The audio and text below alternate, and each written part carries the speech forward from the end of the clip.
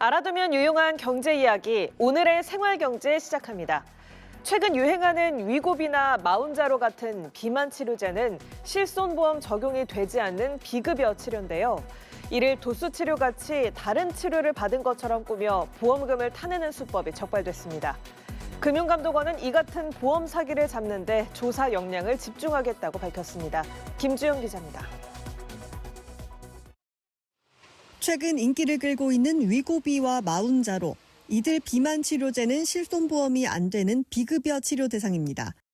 그런데 일부 병원에서 비만 치료제를 처방하고 진료 기록부에는 도수치료나 물리치료를 받은 것처럼 허위로 기재해 실손보험을 받을 수 있도록 꾸며낸 사례가 급증하고 있습니다. 모발 이식이나 필러 등 다른 미용 시술을 실손보험 보장 대상인 것처럼 가장한 수법도 있습니다. 금융감독원은 이 같은 실손의료보험과 자동차 보험 등 국민 생활과 밀접한 분야의 보험 사기에 무관용 원칙으로 대응하겠다고 밝혔습니다. 김형원 금감원 민생금융 담당 부원장보는 보험 사기는 보험료 인상 등 국민의 경제적 부담을 가중하는 대표적인 민생 침해 금융 범죄라고 말했습니다. 금감원은 다음 달 말까지 실손보험 사기 특별신고 포상 기간을 정해 운영 중입니다.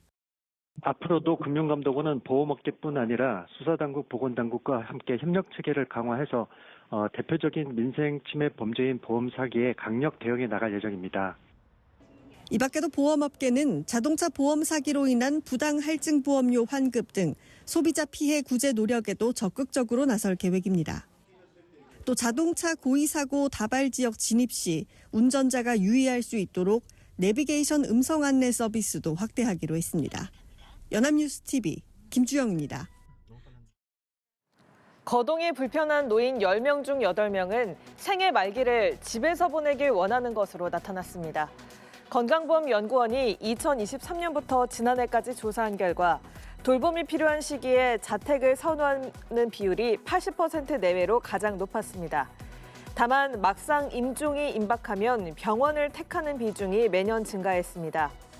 임종 장소로 자택을 선호하는 비율은 2023년 67.3%에서 지난해 59%까지 감소한 반면 병원 선호도는 같은 기간 44.3%에서 52.7%로 3년 연속 증가했습니다.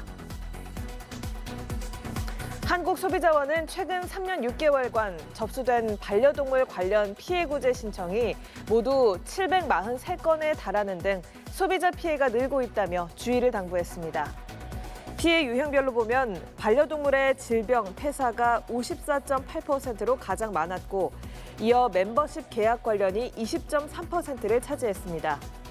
소비자원이 조사를 진행한 사업자 8곳 중 7곳이 매매 계약서에 반려동물의 건강 상태 등을 명확히 기재하지 않았고 모든 사업자가 50에서 160만 원 상당의 멤버십 상품을 끼워 팔게 하는 것으로 조사됐습니다. 소비자원은 반려동물 매매 시 건강 등 중요 정보가 계약서에 기재됐는지 확인하고 멤버십 상품의 중도 해지 조건 등을 반드시 확인하라고 당부했습니다. 정부가 2030년까지 6대 광역시에 도로 21곳을 새로 건설해 교통 혼잡 완화에 나섭니다.